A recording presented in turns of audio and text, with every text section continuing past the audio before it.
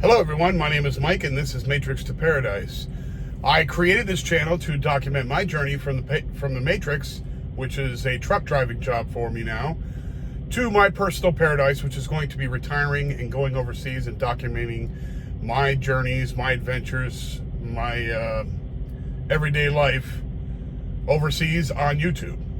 That's what's going to happen. Anyway, right now, let's see, the last time I talked to you, I was in Quartzsite, Arizona, I believe, and I was taking a load to California, Redlands, California, for Ross.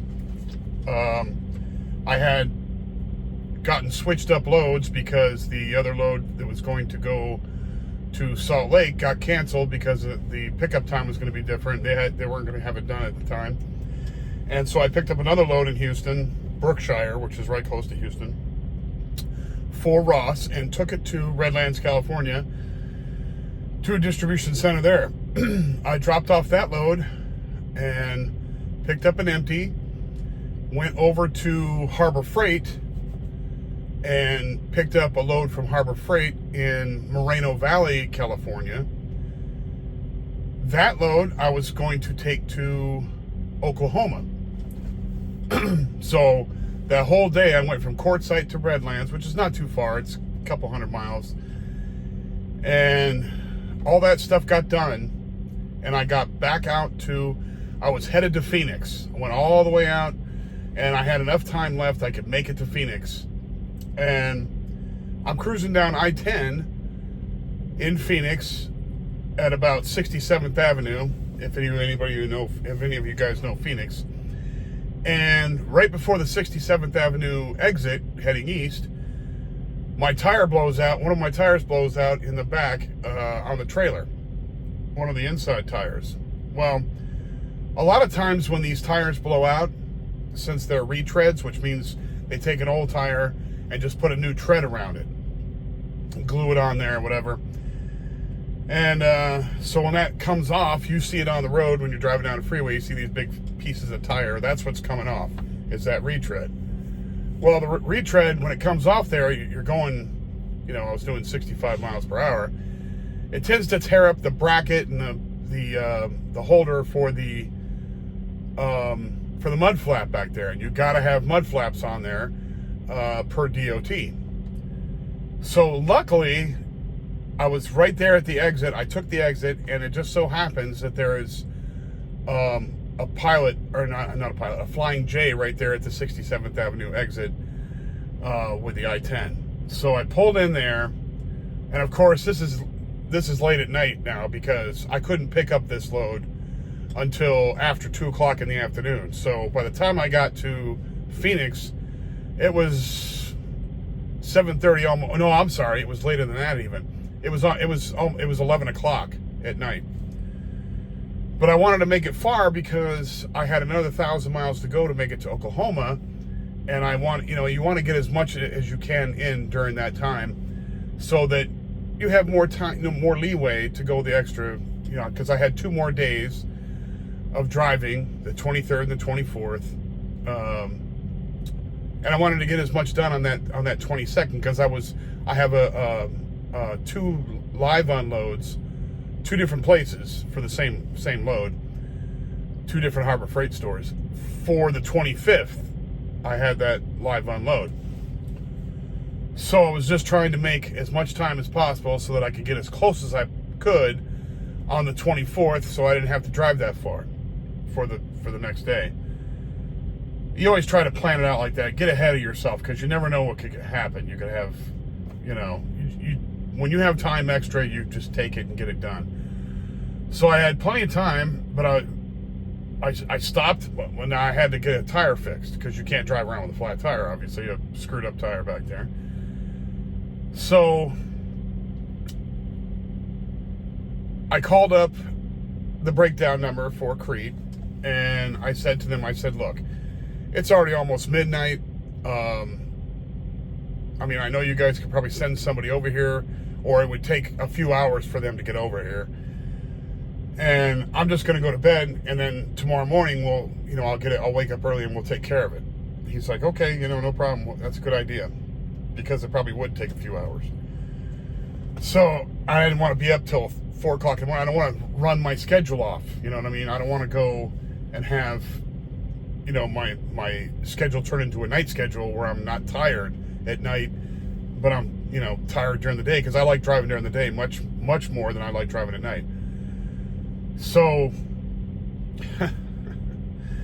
so the Flying J, of course, by 11 o'clock it's packed full in there. But luckily I was able to find a spot along a curb in there and where other people were parked.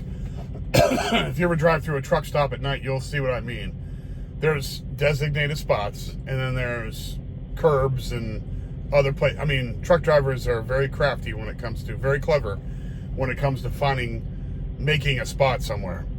So I made a spot and I parked in there. So I woke up this morning and I wasn't even able to leave to go anywhere until 10 o'clock. That's when my time was up, because you got to do 10 hours sleeping. So at midnight, I stopped the clock, put it on sleeper berth, went back there, slept, couldn't leave until 10 o'clock. So that's already put me in the negative. So then, just so happens there's a TA service center right across the street. And TA is a place where Crete does business with them. They have like this, you know, set up deal to do maintenance business with them. And so I said, cool, that at least they're close by, you know. We don't have to wait for somebody to come here to the Flying J to fix my tire and fix my mud flap, because the mud flap was all messed up. There's a big bracket, metal bracket back there. And when that tire flipped off, it rolled up that bracket and tore it all up, or bent it really bad.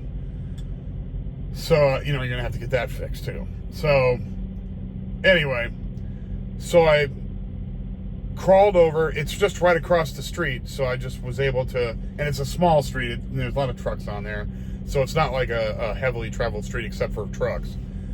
So it's right across the street from the Flying J. So I drove over there, and I talked to somebody in the office there. I said, hey, can I, you know, get on the queue for maintenance? I need to get a tire fixed, and blah blah blah. And I said, well, you know, we can't start anything until they call us and give us a work order, meaning my company. So I was like, okay, because we were always told to check in with the TA shop, and then, you know, they would call them and confirm, and then they'd send in the work order and they'd get done, right? So I said, okay. So I went back out to my truck and called Crete and said, hey, you know, I called up Breakdowns. I said, they told me that you have to send in a work order. And they were like, no, that's not the agreement we have with them, and blah, blah, blah, blah, blah. I said, look, I already just went in there. I mean, I don't know, you know, what do you want me to do with this? She's like, don't worry about it. We'll call them and we'll get it set up. I said, okay. So I went back into the shop and I gave them my number and said, call me when you get everything set up and, you know, blah, blah, blah. She's like, yeah, no problem. We'll call you and we'll tell you. So this is probably about 1 o'clock, 1:30, right in that area. So I come back. TA has got a little parking lot back in the back with probably, I don't know, 100, maybe not even 100, probably about 65, 70 spots to park in back here. So I go back here and I'm just hanging out, right? Just waiting for them to call me to come in and get my tire fixed. Because I was still going to try and salvage some today and see what I could do. Well, they called me about an hour and a half later. Said, yeah, come on in. We're gonna fix your stuff, and, you know, let's take pictures and do whatever, you know, because I got to take pictures of it and send it to Crete and all that. So I pull in. I said, what bay do you want me to go in? She's like, bay B, and I'll be right there to roll you in. So I said, okay. So I go over there. I drive the truck over into there, go into the bay, and she says, well, you know, you can either stay in the truck, or I have to take your key, but you can stay in the truck or go in the break room there and hang out.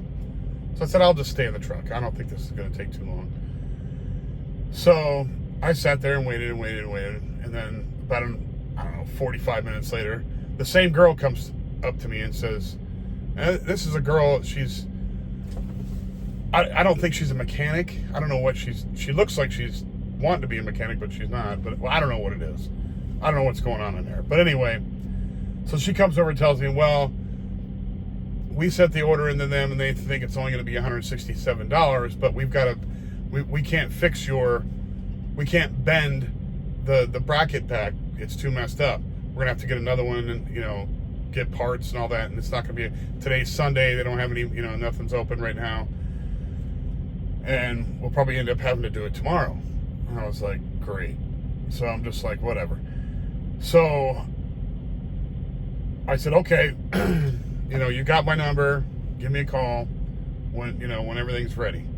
I'm thinking it's going to be tomorrow. So that already screws up my delivery.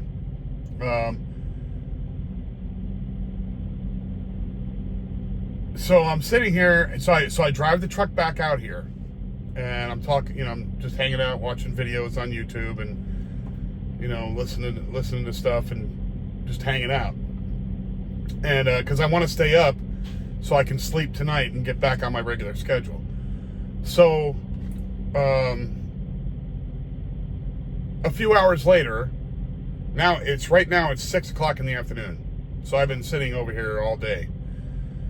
A few hours later, probably about 3:30, 4 o'clock this time, some number calls me, and it's Salinas, California. And I'm like, I don't know anybody from Salinas, California, so I stopped it. Then they call me again, and I'm like, they didn't leave me a message, but I was like, I bet you any money that's somebody from in there. So I called it back. I said, hey, you just called me, because a person said hello. They didn't say, hey, it wasn't a company name, so it wasn't a scammer. So he says, yeah, is this Mike? And I said, yeah, this is Mike. And he's like, hey, we could probably have you in there in about an hour. I said, really? I was like, I talked to this girl earlier, and this girl has a big, huge tattoo on her neck. So she's one of those types, but she had a big, huge tattoo. So it was easily, he knew who I was talking about.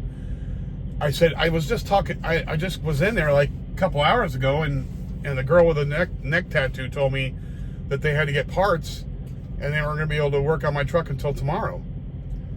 And he's like, she's not even a mechanic. I don't know what the hell she's talking about. What, I don't know what, he goes, don't worry, I'll come out and look at it myself and see what's going on. I'm like, all right, whatever. So I'm sitting here still. It's 6 o'clock, so that's like a couple hours ago he called me. I'm still sitting here waiting for him to come out and look at it and make his evaluation. I said, I'm out here in the parking lot. I said, I had to buy freaking parking. They charge for parking here, which that's the reason why I hate TA and I hate Flying J.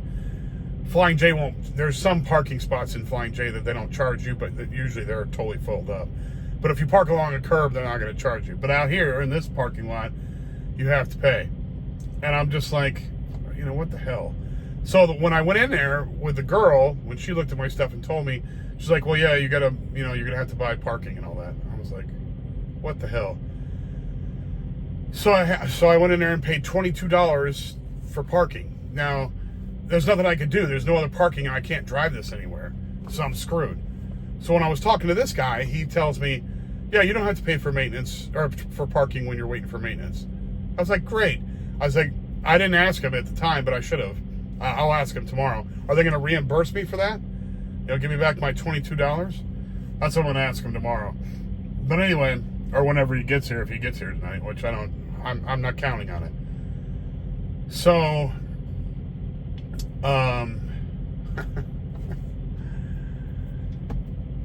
so I had to buy parking, and I'm out here sitting waiting for them to figure out what the hell they're doing.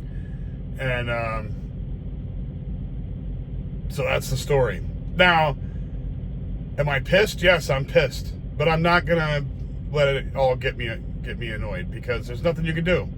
There's nothing you can do. There's no reason to get pissed, because all that does is cause me stress. And why stress myself out? So I'm just like, whatever. I'll just take the extra time, get some sleep, get some extra sleep, hang out, watch some videos that I haven't watched for a long time, catch up on the news, because there's tons of news, I know that. And just hang out. That's the story. Pretty much right there in the nutshell. So right now I'm stuck at the TA off of 67th Avenue in the I-10 freeway in Phoenix. And I can't even really leave here. You know, I don't want to leave here. I don't want to leave my trailer here and take the truck somewhere, because what am I going to do? You know, I don't need any food. I don't need none of that stuff, so I'm fine. If I need food, I can just go across the street to Flying J, because there's no real food here at the TA. I mean, there's this little, you know, it's like a gas station type selection in there, chips and candies and shit. I don't want any of that garbage. So I'm just sitting here, hanging out, and it's annoying, but hopefully I'll get this fixed tomorrow and be on my way. And I still have some time on the end of the week, so I'm still gonna have a 3,000 mile week. So I'll still get this delivered, because they'll just have to change the times that I'm delivering this, or the date, because I'm not gonna be able to get there on the 25th. There's no way. I mean, there's no way. So, because today is the 23rd and the whole day is gone, shot. So 24th, 20th, I'm not gonna make 1,000 miles, and the times I'm supposed to be there, it's not like I can deliver at midnight there. I just can't. So they're like daytime hours. So there's no way I'm gonna make it to Oklahoma from Phoenix in a day and a half. That's not gonna happen. So that's screwed up. So there's no reason to get stressed about it. Just hang out and wait until you can get fixed and get out of here. That's the whole thing. I wish I could have made it to the terminal, because if I could have made it to the terminal, we don't have a garage at this terminal. I wish we did, but I wish I could have made it to the terminal, because at least my car is there and I could go out and get food and stuff with my own personal car. But I was only 14 miles away from my terminal in my car. So I'm kind of annoyed, but you know, that happens too. Nothing you can do. And it is what it is. You got to put up with it. That's trucking for you. I can't wait until I'm retired and I don't have to put up with this kind of stuff anymore. You know, I'll have all the time in the world to do whatever I want to do, and it'll be on my time, and I'll be really happy. But as it sits now, I have to. This stuff happens every once in a while. You have a flat, a blowout, and you have to get it fixed, and it is what it is. I mean, I talked to the breakdowns people, and they said, yeah, it happens every single day. I mean, I think Crete has 8,000 trucks in their fleet, so you can imagine hundreds of tires blown out every single day. So it is what it is. So anyway, that's pretty much all I got for you guys today. I'm here in beautiful Phoenix, Arizona. There is nothing to really see here. You can see some palm trees over there, though. I like palm trees. Makes me happy for the tropics when I go there. Palm trees over there. See how filthy this place is? TAs are always filthy like that, like big trash barrels, and people leaving their trailers here, and it just these places suck. I'm sorry, I just can't stand TA, and I can't stand Flying J. Flying J's no better, but I just can't stand these places. They don't take care of their place. The workers don't care. At least at Love's. And I talked to the girl on the phone from breakdowns at my company. I asked her, I said, why don't we do more business with Love's? She's like, we do, but they charge way too much. So we'd rather have you go to TA because it costs us less. I said, I can see why, because they don't spend any money on their facilities at all. None. I mean, these places are run down. They buy old gas stations with old lots and stuff, and they're just, they haven't replaced the pavement back here in, 50 years. So it's just nasty. But it is what it is. I only have to deal with this until September, and then I'm out of here, taking a plane across the ocean and hanging out in Southeast Asia. Anyway, if you like the video, please hit the like button and subscribe. That really helps out the channel. If you know anybody else who likes these subjects, please pass them on to them. And thank you very much for anybody who watches these videos. I appreciate you very much. I will come back in a few days and give you an update and see if I can get to Oklahoma, and you'll find out then. And everybody have a good night, and I will talk to you soon. Bye now.